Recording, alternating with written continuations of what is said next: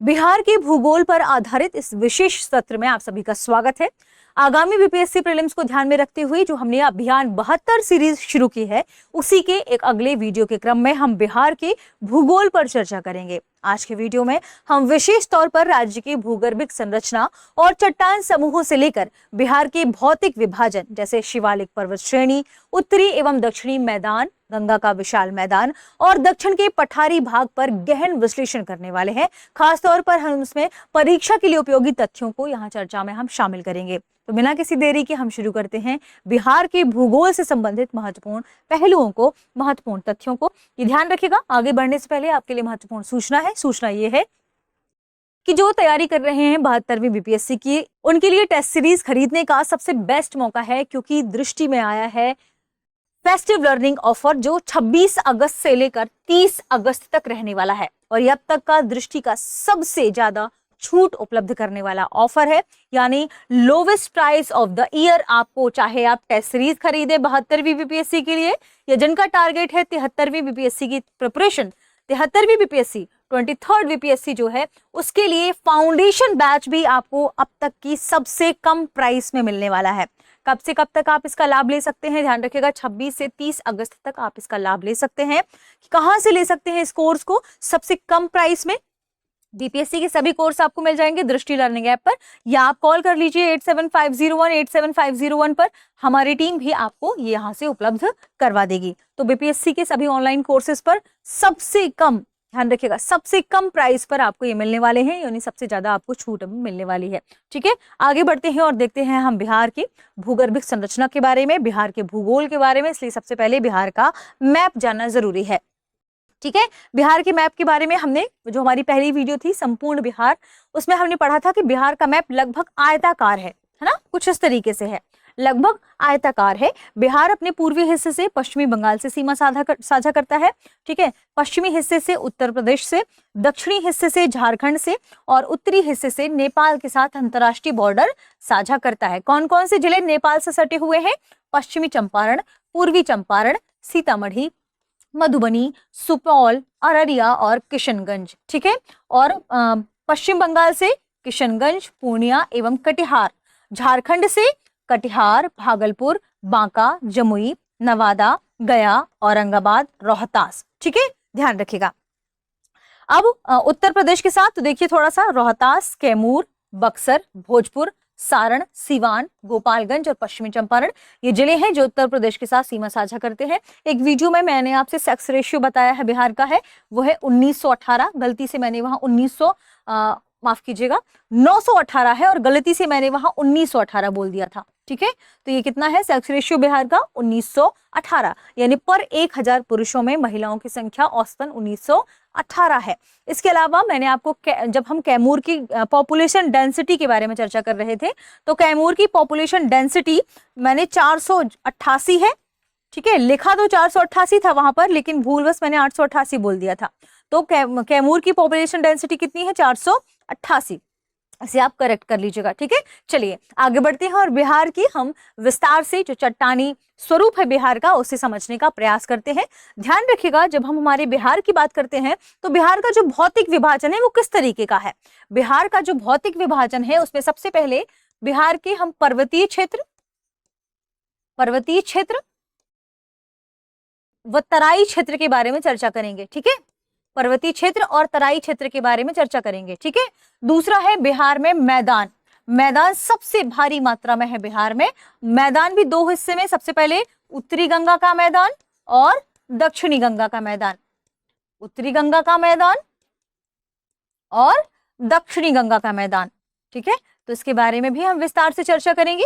कितना विस्तार है, कहां से कहां तक फैला है, कौन सा क्षेत्र है। जैसे यहाँ पर आप जानते हैं नदियां अपने द्वारा बहाकर लाई गई जो अवसाद होते हैं, जिन्हें हम जलोढ़ मिट्टी कहते हैं, वहां पर कृषि का उत्पादन भी ज्यादा होता है। तो बिहार की जब हम बात करेंगे तो बिहार के पूरे क्षेत्रफल में सबसे ज्यादा जो भाग है वो क्या है? वो मैदानी भाग है। तीसरा ध्यान रखिए, वो है बिहार का सबसे सदर्न हिस्सा जिसे हम कहते हैं, उसमें दो रेंजेस है, पहला विंध्यन पर्वत, दूसरा धारवाड़ चट्टान। ठीक है, तो सबसे पहले विंध्यन रेंज, जो मध्य प्रदेश का विंध्यन रेंज है ना, विंध्याचल, वही विस्तारित होकर बिहार में आया है कैमूर रोहतास के नजदीक, तो उसे हम कहते हैं विंध्यन चट्टान। किससे निर्मित है? विंध्यन चट्टान से। और विंध्यन चट्टान की उपस्थिति की वजह से ही यहाँ पर चूना पत्थर, बलुआ पत्थर की अधिकता पाई जाती है। तो विंध्यन चट्टान और दूसरा धारवाड़ चट्टान, दूसरा धारवाड़ चट्टान, ठीक है, धारवाड़ चट्टान, ठीक है, ध्यान रखिएगा। अब पर्वतीय क्षेत्र में बिहार में 3 हिस्सों में पर्वतीय क्षेत्र को बांटा गया है। शिवालिक श्रेणी है ना, शिवालिक श्रेणी का विस्तार है बिहार के, जो वेस्ट चंपारण वाला रीजन है, पश्चिमी चंपारण वाला रीजन है, वहां पर शिवालिक श्रेणी का विस्तार है। उस शिवालिक श्रेणी के बारे में ध्यान रखिए, 3 हिस्से हैं उसके। पहला सोमेश्वर घाटी, पहला सोमेश्वर घाटी, ठीक है। चलिए कमेंट सेक्शन में बताइए सोमेश्वर घाटी की सबसे ऊंची ऊंचाई कितनी है बताइए। पश्चिमी चंपारण में पर्वतीय क्षेत्र विस्तारित है बिहार में, ठीक है, ध्यान रखिएगा। तो सोमेश्वर घाटी, दूसरा सोमेश्वर पहाड़ी, ठीक है, दूसरा बताइए जल्दी, इसकी ऊंचाई आपको बताना है। दूसरा है दून घाटी, दून घाटी जिसे हरहा घाटी भी कहा जाता है, ठीक है। और तीसरा क्या है? रामनगर दून, रामनगर दून। तो ये जो पर्वतीय क्षेत्र है बिहार में वो 3 हिस्सों में बांटे गए हैं, सोमेश्वर पहाड़ी, दून और हरहा घाटी, रामनगर दून, ठीक है। तो सोमेश्वर हिस्से के बारे में आप जानते हैं, क्या जानते हैं?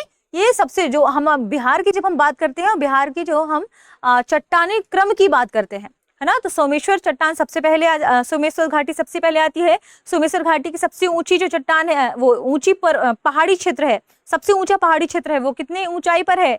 874 मीटर की ऊंचाई पर, 874 मीटर की ऊंचाई पर सबसे ऊंचा हिस्सा सोमेश्वर श्रेणी का, सोमेश्वर श्रेणी का सबसे ऊंचा हिस्सा 874 मीटर की ऊंचाई पर है। दूसरा दून या हरहा घाटी, दून या हरहा घाटी, नोट करिएगा, दून और हरहा घाटी जो है वो समतल मैदान है, वो समतल मैदान है, कृषि के लिए उपयोगी है ये क्षेत्र, ठीक है।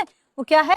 वो समतल मैदान से बना हुआ है, ध्यान रखिएगा, समतल मैदान है ये, और ये कृषि के लिए उपयोगी क्षेत्र माना जाता है यहाँ पर। तीसरा है रामनगर दून, तो ये ऊबड़ खाबड़ पहाड़ी क्षेत्रों से बना है। जो रामनगर दून है वो ऊबड़ खाबड़ पहाड़ी क्षेत्रों से बना है, ठीक है, नोट कर लीजिएगा। छोटी छोटी इंफॉर्मेशन, इंपॉर्टेंट इंफॉर्मेशन है। दून घाटी की जब हम बात करेंगे तो दून घाटी आपको अलग अलग ऊंचाई पर दिखाई देगी, 140 से 160 ऊंचाई भी आपको दिखाई देगी। और माना जाता है दून घाटी की जो मैक्सिमम ऊंचाई है वो 240 मीटर है। मैक्सिमम ऊंचाई कितनी है? लगभग इसकी 240 मीटर है, ठीक है। रामनगर दून के बारे में हमने क्या लिखा कि ऊबड़ खाबड़ जो पहाड़ियां हैं उसके रूप में ये पाई जाती है रामनगर दून, ठीक है। और रामनगर दून की सबसे ऊंची चोटी 242 मीटर, 242 मीटर, 242 मीटर, क्या नाम है उसका? संतपुर। रामनगर दून की सबसे ऊंची चोटी 242 मीटर, क्या नाम है? संतपुर। नोट करिएगा सारी चीजें, ठीक है, इंपॉर्टेंट है सारी चीजें। अगर हम विंध्यन रेंज या धारवाड़ रेंज की बात करें तो विंध्यन रेंज कैमूर रोहतास वाले क्षेत्र में है। चूना पत्थर, बलुआ पत्थर की अधिकता इन्हीं रेंजेस की वजह से यहाँ पर पाई जाती है। डालमिया नगर रोहतास बहुत फेमस है, क्यों? विंध्यन रेंज की चट्टानों की वजह से ही। सीमेंट उद्योग इसीलिए यहाँ पर स्थापित किए गए हैं। धारवाड़ रीजन की जब हम बात करते हैं, बिहार के सबसे दक्षिणी बेल्ट की बात करते हैं, जहां नवादा, गया, जमुई वाले क्षेत्र शामिल हो जाते हैं। तो जमुई, मुंगेर, नवादा वाले जो रीजन है, धारवाड़ चट्टान वाली हम बात करेंगे बिहार में। हालांकि अगर हम बिहार के मैप को कुछ इस तरीके से बनाने का प्रयास करें, मैं आपको समझाने का प्रयास करती हूँ उसी के माध्यम से, ठीक है, ठीक है। तो देखिए ये जो हिस्सा है, ये बिहार का ये जो हिस्सा है, ऊपरी हिस्सा, ये किससे बना हुआ है बताइए? ये किससे बना हुआ है? कौन सी चट्टाने हैं? टर्शियरी चट्टाने हैं। फिर ये वाला हिस्सा है क्वार्टनरी चट्टाने। कौन सी चट्टाने हैं? क्वार्टनरी मैदान, क्वार्टनरी मैदानी चट्टाने, ठीक है, या क्वार्टनरी चट्टाने हैं इस वाले हिस्से में, मैदानी वाले हिस्से में। फिर ये जो हिस्सा है ये धारवाड़ चट्टान है, चट्टानों वाला हिस्सा है, धारवाड़ क्वार्टनरी, ठीक है।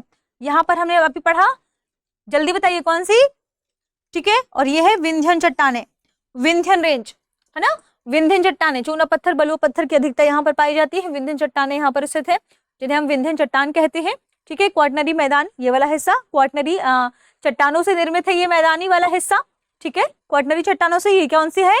टर्शियरी, अभी हमने पढ़ा ना, टर्शियरी चट्टानों से निर्मित है ये वाला हिस्सा। धारवाड़ चट्टान की जब हम बात करते हैं, धारवाड़ रीजन जो हमने यहाँ पर लिखा है, ये धारवाड़ चट्टान, ठीक है। जो धारवाड़ चट्टान की जब हम बात करते हैं तो ये जो खड़गपुर की पहाड़ियों वाला क्षेत्र है, गया की पहाड़ियों वाला क्षेत्र है, वो इसी चट्टानों के क्षेत्र में आता है। या हम कह सकते हैं जो प्रायद्वीपीय बिहार है वो इसी क्षेत्र में आता है, ठीक है। धारवाड़ क्रम की चट्टानों की बात ही की जाती है, और ये विश्व की सबसे पुरानी चट्टानों में से एक है, विश्व की सबसे पुरानी चट्टानों में से एक है। फैक्ट को आपको नोट करते हुए चलना है, ठीक है, ध्यान रखिएगा। और जब हम बिहार के सर्वाधिक खनिजों की उपलब्धता की बात करते हैं तो बिहार में सबसे ज्यादा खनिज उपलब्धता इसी क्षेत्र में है, धारवाड़ चट्टान में ही है।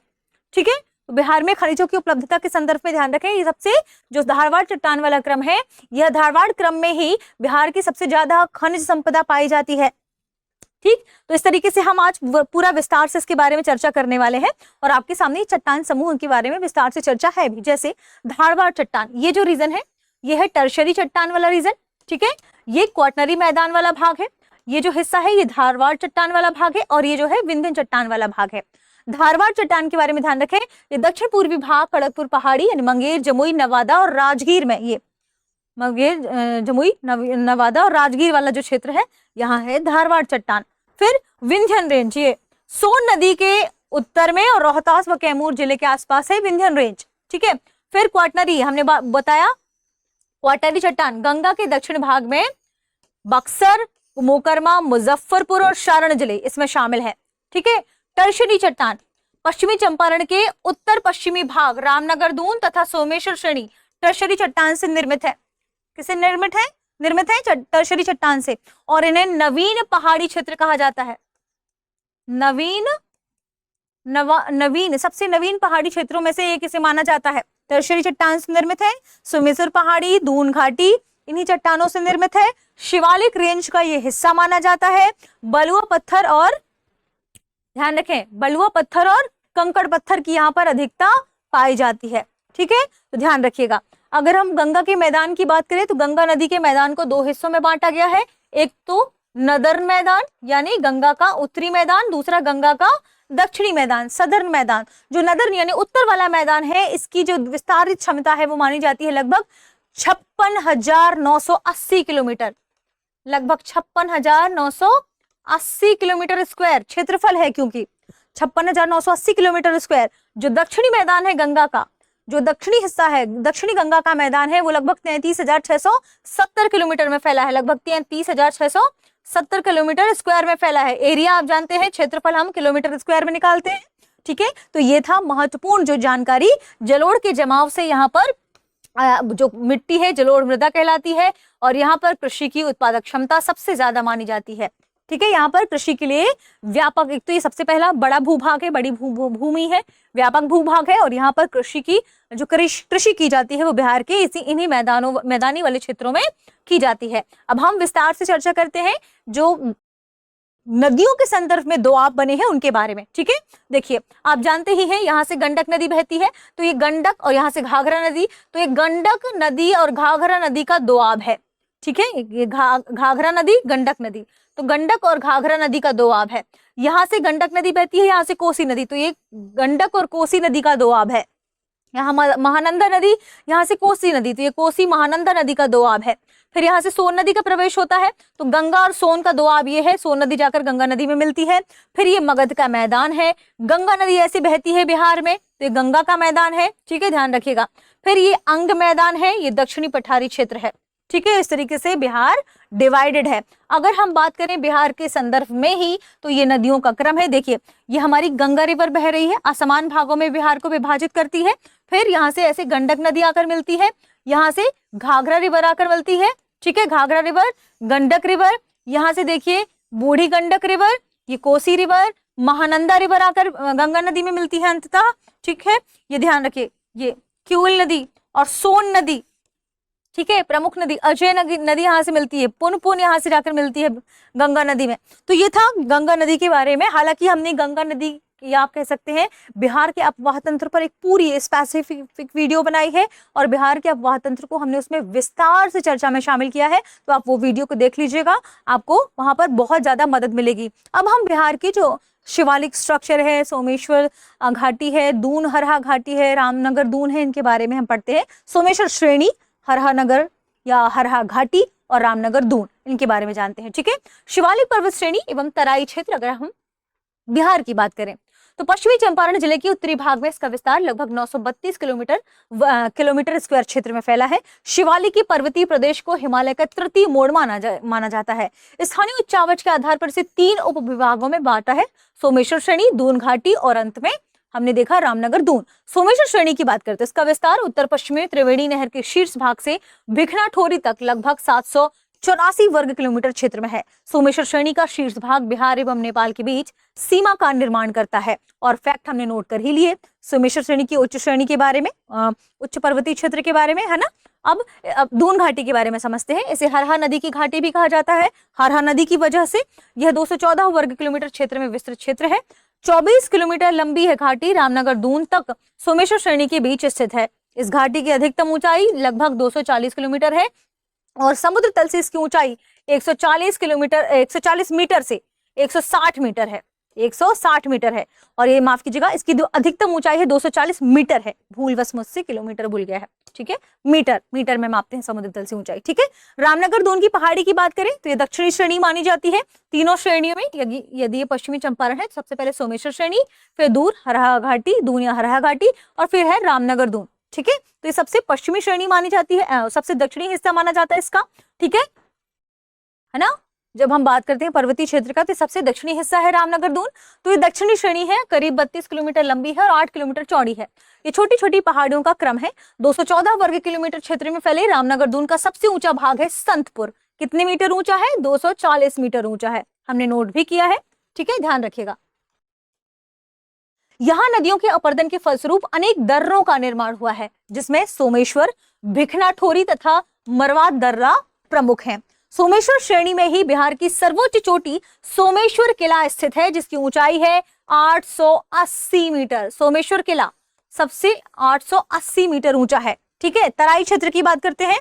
बिहार में जब हम ये वाला हिस्सा आता है ना, ये तराई क्षेत्र कहलाता है। ऊपर ये नेपाल की बॉर्डर से सटा हुआ जो क्षेत्र है, ठीक है, ध्यान रखिएगा। तो गंगा मैदान के उत्तरी भाग एवं शिवालिक श्रेणी भारत नेपाल सीमा के मध्य तराई क्षेत्र फैला हुआ है। बिहार का सर्वाधिक वर्षा वाला क्षेत्र है तराई क्षेत्र, ठीक है। और इसमें पूर्णिया, अररिया, किशनगंज इत्यादि ये जिले सम्मिलित हैं। औसत वर्षा 150 से 200 सेंटीमीटर तक होने के कारण घने वन एवं दलदली क्षेत्र वाला जो क्षेत्र है वो यहाँ पर विकास हुआ है तराई रीजन में, ठीक है। अब बिहार के मैदान को 2 हिस्सों में बांटा गया है। गंगा का मैदान कहा जाता है इसे, जो सबसे पहले उत्तरी हिस्सा है। टोटल गंगा का मैदान,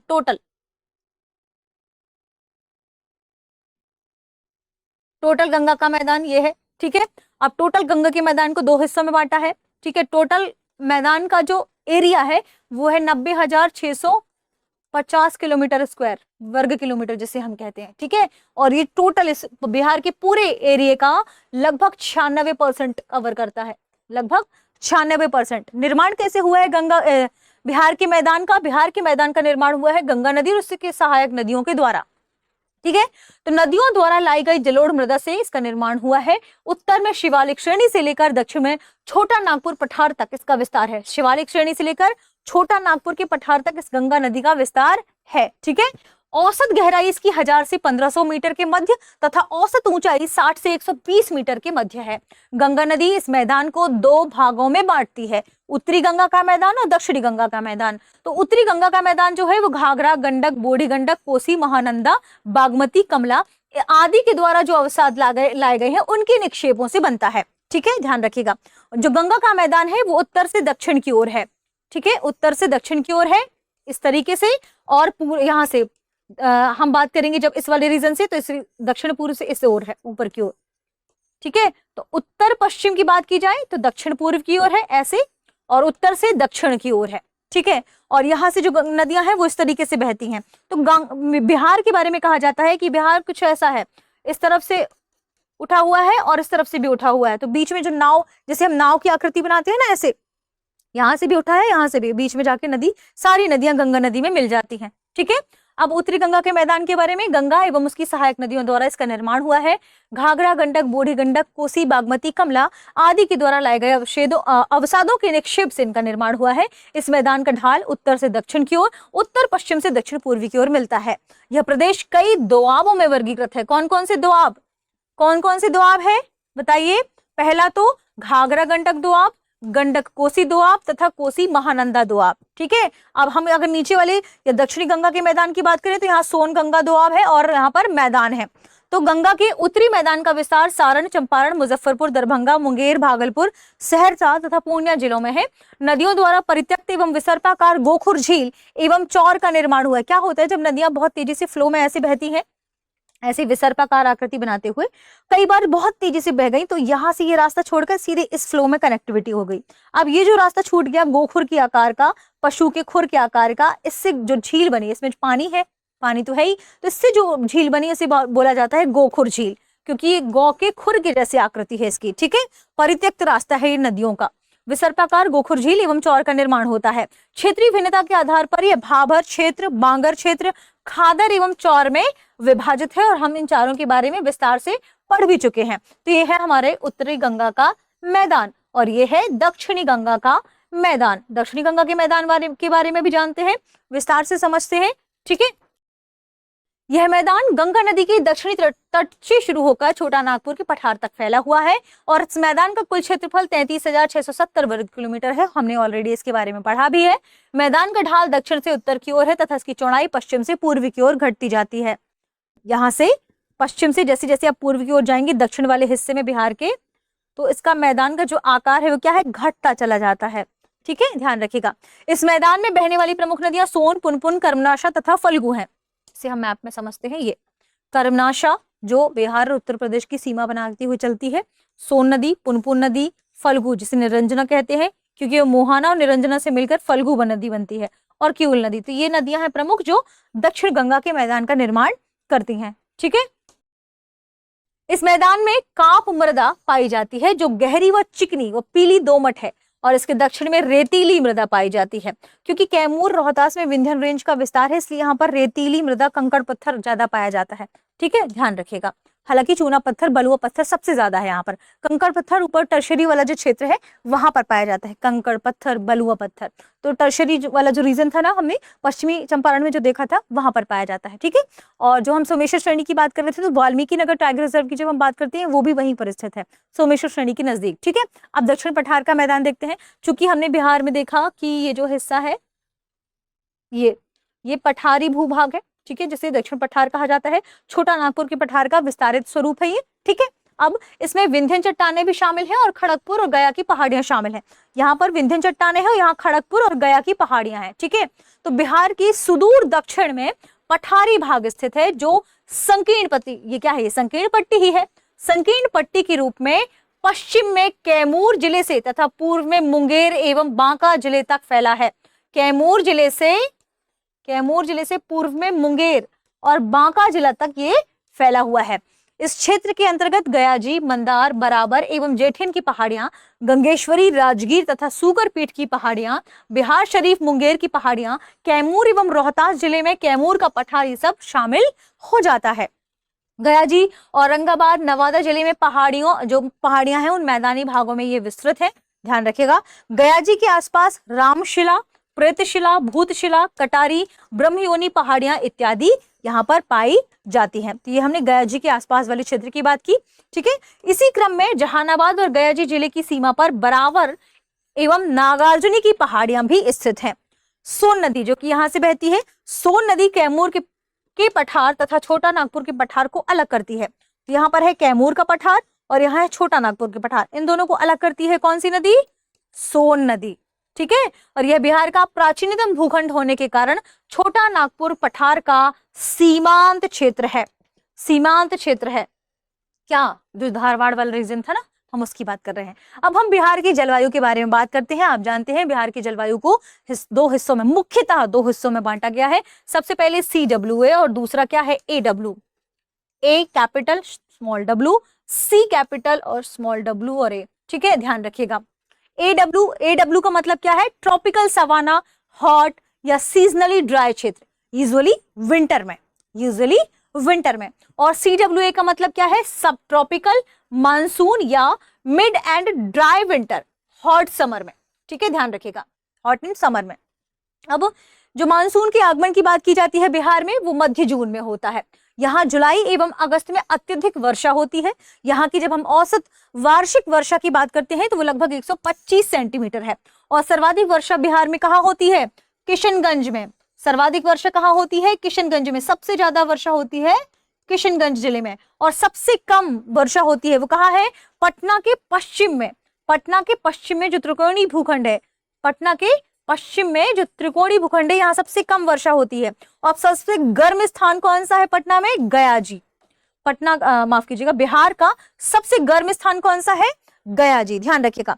शीत ऋतु का सर्वाधिक ठंडा महीना जनवरी का महीना होता है। शीत ऋतु का सर्वाधिक ठंडा महीना बिहार में जनवरी का महीना होता है। और इस समय औसत न्यूनतम तापमान 7.5 डिग्री सेंटीग्रेड तक, इसके आसपास तक रहता है। ये नोट करिएगा, बिहार के संदर्भ में ही था। ठीक है, अब हम बिहार की क्लाइमेट क्लासिफिकेशन को देखते हैं। बिहार की जो जलवायु है वो मुख्य रूप से उपोष्ण कटिबंधीय मानसूनी जलवायु है। मानसूनी जलवायु को मतलब वार्षिक आर्द्रता की बात की जाती है, जिसमें वर्षा होती है। बिहार की जलवायु को प्रभावित करने वाले सबसे बड़े कारक की जब हम बात करते हैं तो वो है हिमालय से निकटता और बंगाल की खाड़ी से आने वाली मानसूनी हवाएं। और इसके अलावा अक्षांशीय स्थिति, उपोष्ण क्षेत्र, उच्चावच, मानसून, ग्रीष्म हवाएं इत्यादि भी बिहार की जलवायु को प्रभावित करती हैं। तो जलवायु विज्ञानी रहे हैं तीन, कौन कौन से?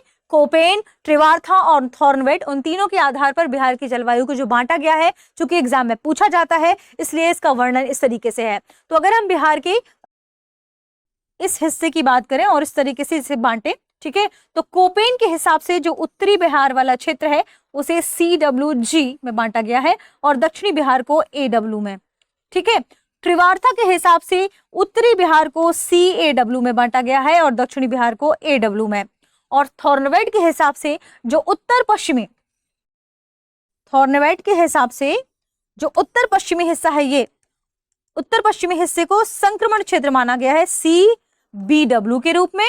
और जो दक्षिणी बिहार है इसको CAW के रूप में बांटा है थॉर्नवेट ने। ठीक है, तो ये तीनों जो डिवाइडेशन है वो आपके सामने लिखे हुए हैं, आपको ये नोट कर लेना है क्योंकि पेपर में ये प्रश्न पूछा जाता है। ठीक है, चलिए आगे बढ़े। हमने क्लासिफिकेशन देख लिया, अब हम थोड़ा सा रेनफॉल के बारे में देखते हैं। सबसे डार्केस्ट जो ब्लू है यहाँ पर 250 से 280 तक मैक्सिमम, हालांकि 200 सेंटीमीटर मानी जाती है कि वर्षा होती है, लेकिन चूंकि बहुत ज्यादा वर्षा भी यहाँ होती है किशनगंज वाले इलाके में, तो ये सबसे मैक्सिमम वर्षा वाला क्षेत्र है। सबसे कम वर्षा होती है इस हिस्से में, और ये जो हिस्सा है यहाँ सबसे कम, जो आपको ये ब्लू खासतौर पर ये जो ग्रीन दिख रहा है ना, यहाँ पर सबसे कम वर्षा होती है। यहाँ ज्यादा हो जाती है, यहाँ हो जाती है, यहाँ ठीक ठाक वर्षा हो जाती है। जो ग्रीन है, ग्रीन में 130 से 160 सेंटीमीटर तक वर्षा होती है। ये जो हिस्सा है यहाँ सबसे ज्यादा वर्षा होती है, ये सबसे ज्यादा वर्षा वाला क्षेत्र है किशनगंज। ठीक है, चलिए आगे बढ़े।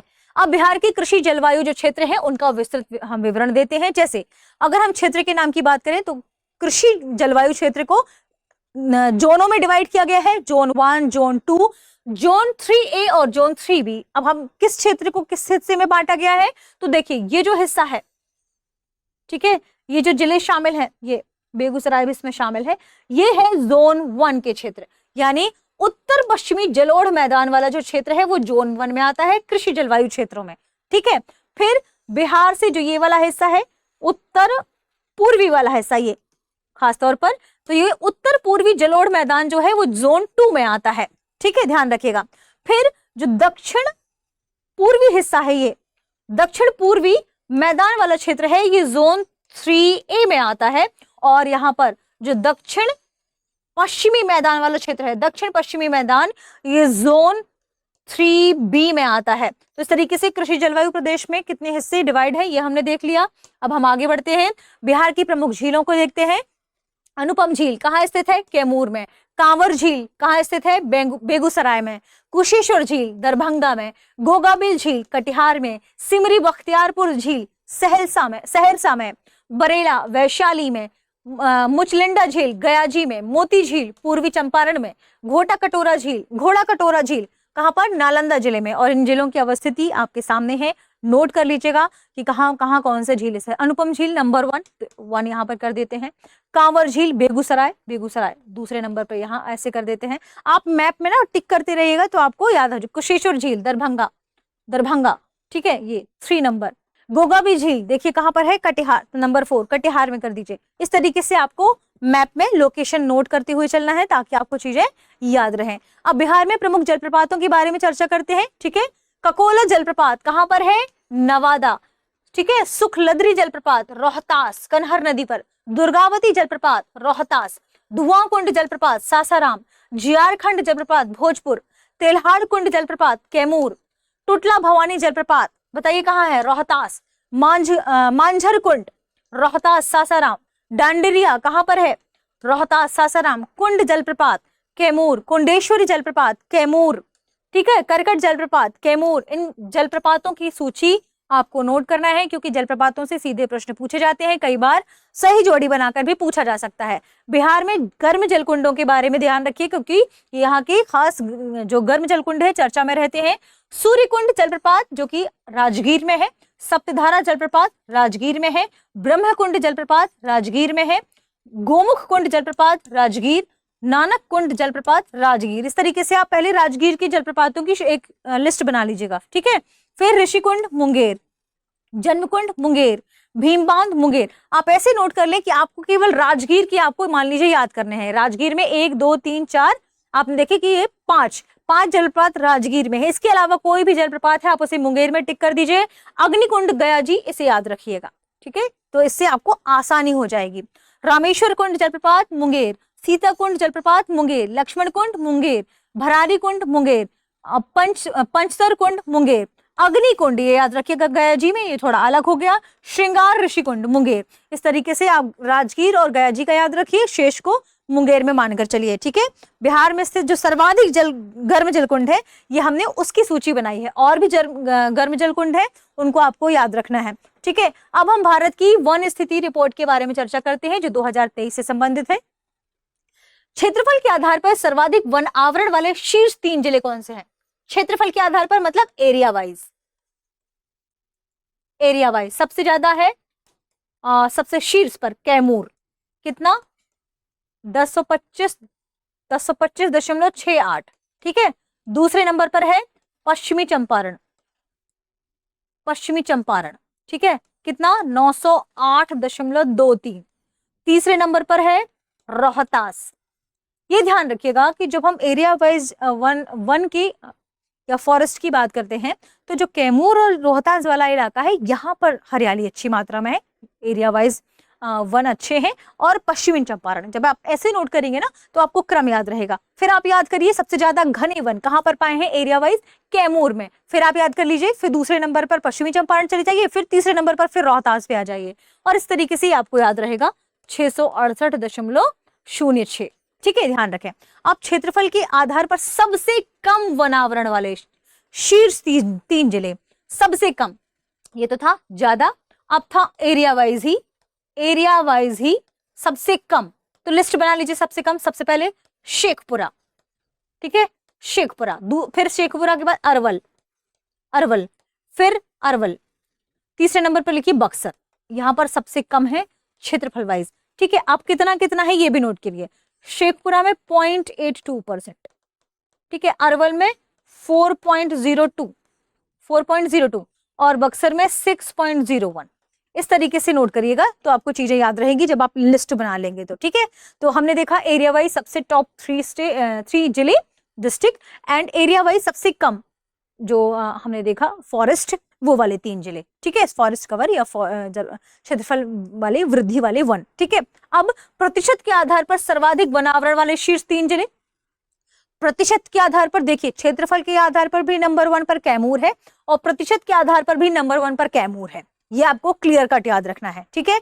अब प्रतिशत के आधार पर दूसरे नंबर पर नया जिला आ गया है, वो है जमुई, और तीसरे नंबर पर भी नया जिला है, वो है मुंगेर। तो क्षेत्रफल के आधार पर कैमूर, जमुई और मुंगेर। शॉर्ट फॉर्म में कैसे याद रखेंगे क्षेत्रफल, प्रतिशत लगाइए, प्रतिशत के बाद लिख दीजिए कैजमू, शॉर्ट फॉर्म में आपको याद हो जाएगा कैमूर, जमुई और मुंगेर, ठीक है। अब प्रतिशत के आधार पर सबसे कम वनावरण वाले जो जिले हैं, शीर्ष 3 जिले कौन से, शेखपुरा, बक्सर और सिवान, तो इसका भी शॉर्ट फॉर्म बना दीजिए। क्षेत्रफल के आधार पर सर्वाधिक वन वाले जिले टॉप 3 और टॉप 3, ये याद रखिए। बाकी के लिए आप क्या करिए, मान लीजिए प्रतिशत के आधार पर, तो प्रतिशत के आधार के लिए आप शॉर्ट फॉर्म बना लीजिए, तो आपको ये दोनों में क्या है अंतर समझ में आ जाएगा, ठीक है। ये तो आपने याद ही कर लिए, इनके लिए आप बना लीजिए शॉर्ट ट्रिक, तो याद रहेगा। जैसे इसके लिए हम क्या बना सकते हैं, शेखपुरा के लिए सेबसी, ठीक है, प्रतिशत के आधार पर टॉप 3 में हमने बना दिया कैजमू और इसमें शिवसी, याद रहेगा, शेखपुरा, बक्सर और सिवान। ठीक है, अब सर्वाधिक सघन वनावरण वाले शीर्ष 3 जिले, यानी बहुत ज्यादा घने वन है। हम जानते हैं फॉरेस्ट कवरेज अलग अलग प्रकार के होते हैं। सघन यानी बहुत पास में वन है और ऊपर का जो कैनोपी वाला क्षेत्र ऊपर बहुत घना है, नीचे उसका तल दिखाई नहीं दे रहा, जड़ वगैरह तने वगैरह नहीं देख पा रहे हैं, तो इन्हें हम कहते हैं सघन वन। फिर मध्यम डेंसिटी के भी वन होते हैं, मीडियम डेंसिटी के भी वन होते हैं, और फिर ओपन वन। ओपन वन में दूर दूर वृक्ष पाए जाते हैं। ठीक है, तो 3 प्रकार के वन है। सघन वन वाले सबसे सर्वाधिक सघन वाले शीर्ष 3 जिले कैसे याद रखेंगे? अब आप इनको याद करिए। आपने पहले वाला याद किया होगा तो याद रहेगा, या आप क्या करिए, ऐसे बहुत सघन ऐसे कुछ बना लीजिए, पहले सघन वन बना लीजिए और इसी हिसाब से लिख दीजिए पश्चिमी चंपारण। जैसे पहले नंबर पर है वेस्ट सी, क्योंकि अलग अलग तरीके से याद रखेंगे, लिखेंगे तो याद रहेगा। वेस्ट चंपारण, मुंगेर और लिख दीजिए जमुई।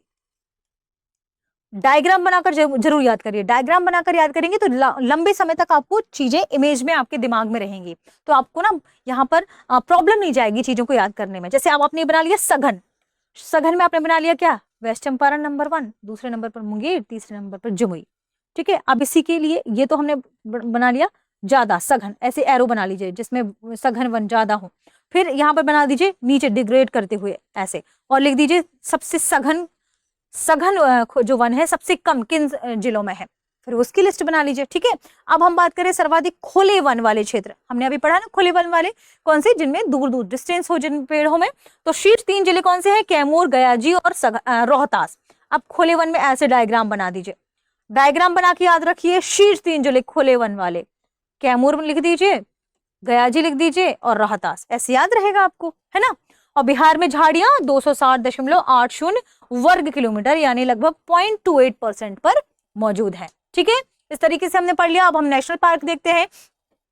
वाल्मीकि नेशनल पार्क पश्चिमी चंपारण में, संजय गांधी जैविक उद्यान पटना, भीमबांध वन्यजीव अभ्यारण्य मुंगेर, कैमूर वन्यजीव अभ्यारण्य कैमूर, राजगीर वन्यजीव अभ्यारण्य नालंदा, नागी डैम पक्षी अभ्यारण्य जमुई, नकटी डैम पक्षी अभ्यारण्य जमुई, उदयपुर वन्यजीव अभ्यारण्य पश्चिमी चंपारण, वाल्मीकि वन्यजीव अभ्यारण्य पश्चिमी चंपारण, गौतम बुद्ध पक्षी अभ्यारण्य गयाजी, कांवर झील पक्षी अभ्यारण्य बेगूसराय, विक्रमशिला गांगे डॉल्फिन भागलपुर, बरेला सलीम अली जुब्बा साहनी वन्यजीव अभ्यारण्य वैशाली।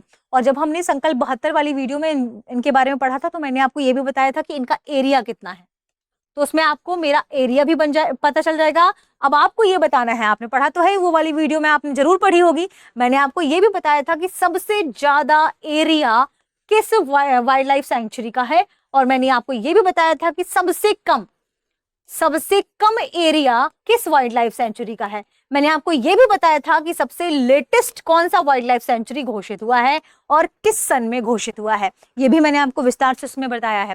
क्योंकि आज केवल रिवीजन करना है, इसलिए मैंने आपको इसमें बहुत डिटेल से चीजें कवर नहीं की हैं। तो अगर आप बहुत डिटेल से विस्तार से जानना चाहते हैं तो आपको संकल्प 72 की बिहार भूगोल वाली वीडियो देखनी होगी। ये ध्यान रखिएगा, इस पूरा जो भी पढ़ेंगे इस वीडियो में उसके आधार पर हम आपका टेस्ट भी लेने वाले हैं, तो आपको ये भी देखना है और वो वीडियो भी देख लीजिएगा जिससे आपको टेस्ट को सॉल्व करने में मदद मिलेगी। तो बिहार के भूगोल से संबंधित जो हमारा रिवीजन वाला वीडियो था वो यहीं पर हम विराम देते हैं। मिलते हैं अगली वीडियो में, शुक्रिया, जो कि बिहार की पॉलिटी से संबंधित होगा। ठीक है,